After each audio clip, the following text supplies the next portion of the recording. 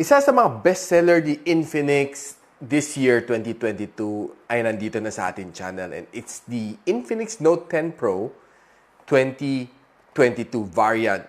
And this phone has been, well, quite raving sa mga stores. And I heard that this is definitely something na worth investing. So, na-intriga ako and bumili tayo. So, gusto natin i-share sa inyo about my experience with this one, the Infinix Note 10 Pro 2020. Tara, buksan natin.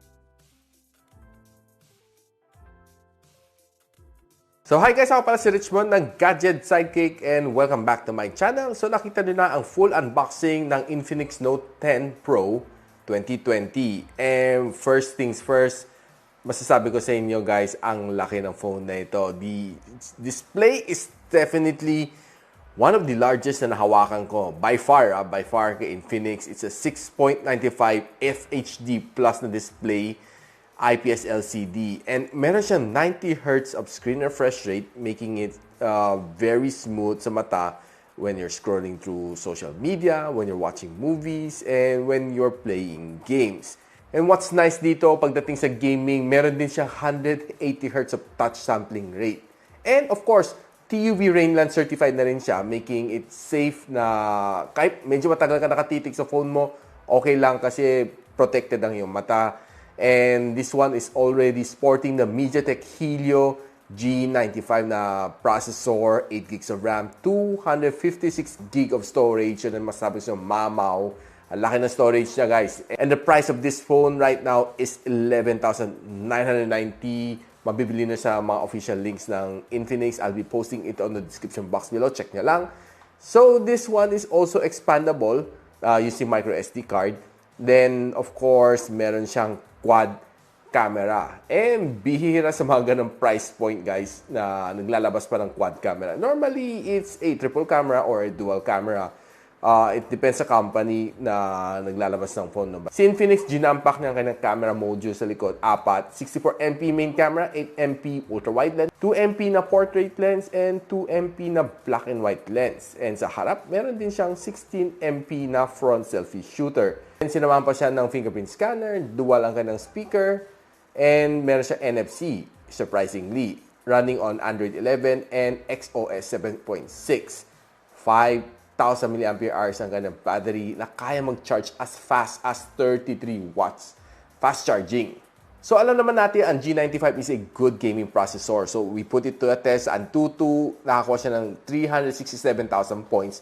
Definitely, the score is good and I was really surprised na okay ang kanyang score dito sa phone na ito. And by far, I was scrolling, browsing, playing dito sa phone na ito. And doing all the multitasking here sa phone na ito is definitely a breeze. Wala akong na-feel na nalalag ang phone ko, naghahang ang phone ko. Okay naman siya as far as 3 weeks down the road na ginamit ko siya is concerned. Okay ang kanyang performance when it comes to multitasking. So as far as scrolling dito sa browser is concerned, scrolling sa social media is concerned, 90 Hz of screen refresh rate, guys, very smooth sa mata, and I love the way that it's displayed on this very big screen. And speaking of big screen, tinry naman natin manood ng videos here on this phone, playing on YouTube, playing on Netflix. Guys, ang sarap manood sa phone na ito. The screen size is Almost a 7-incher. Ang laki ng display. I love it. And the display is quite punchy. Hindi naman meaning pag IPS LCD is, well, medyo olats na. But this one was able to give me that display na okay. I wouldn't say it's the best, but okay. Average ang kanyang display. Was able to watch some of my favorite shows here. Okay naman siya. And checking some videos here na nature, I can say na really punchy naman ang ng colors. Hindi naman siya naiiwan, no, as compared sa mga ibang phone at this price point, having a display probably a little bit better than this one.